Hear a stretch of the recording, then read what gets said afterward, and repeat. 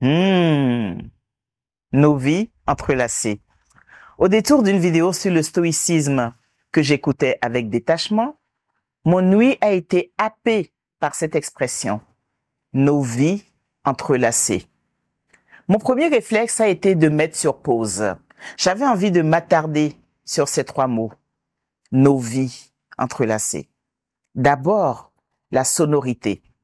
Répéter ces trois mots juxtaposés les uns à côté des autres, comme s'ils étaient amis d'éternité.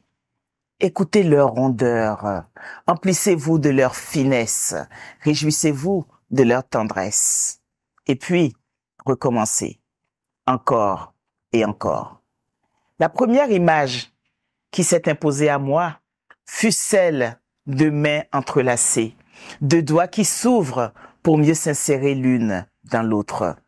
Des mains d'amour ou des mains d'amitié. Car oui, je suis de cette période où, par amitié, on entrelaçait nos mains, sans équivoque. En amour, on entrelace fort ses mains, jusqu'à ce que les jointures soient empourprées, et puis on les désenlace, parce qu'il y a une retenue, un désengagement, ou pour mieux exprimer notre refus de continuer avec l'autre. Et puis, lorsque la brouille a été dissipée et que pressé de reconnecter nos essences, on l'exprime d'abord physiquement avec des doigts qui, en s'entrelaçant, entrelacent nos vies. Ensuite, se sont présentés à moi des couples, une multitude de couples, une foison de mains entrelacées, une forêt de mains unies. Car oui, des mains qui s'entrelacent, ce sont des couples qui s'enlacent et qui doucement, lentement, insidieusement ensuite se lassent. Et oublient parfois que de leur union sont nés des enfants qui, eux, ne se lassent pas de leurs parents et qui deviennent orphelins de ces mains qui s'enlaçaient et les embrassaient ensemble. Nos vies entrelacées.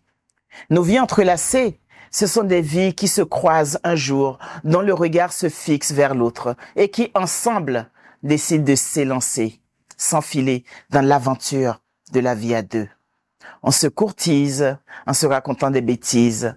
On veut que l'amour, l'amitié de l'autre nous soit acquise. On espère qu'à notre bonheur, il nous suffise. Et puis, avec tristesse parfois, tout s'arrête.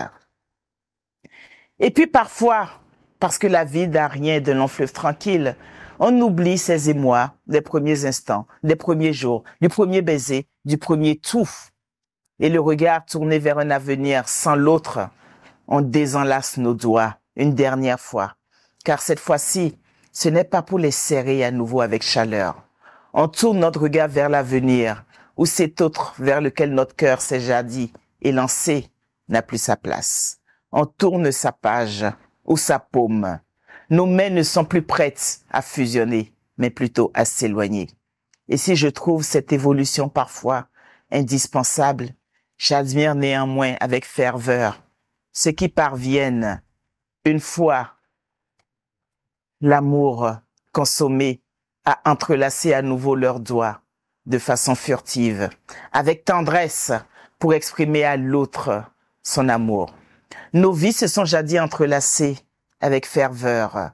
Elles le resteront à jamais, même s'il s'agit aujourd'hui de liens plus légers, de liens amicaux, ou quand la grâce persiste, de vie entrelacée à jamais, parce qu'on s'est engagé un jour vers l'autre, en entrelaçant nos cœurs d'amour.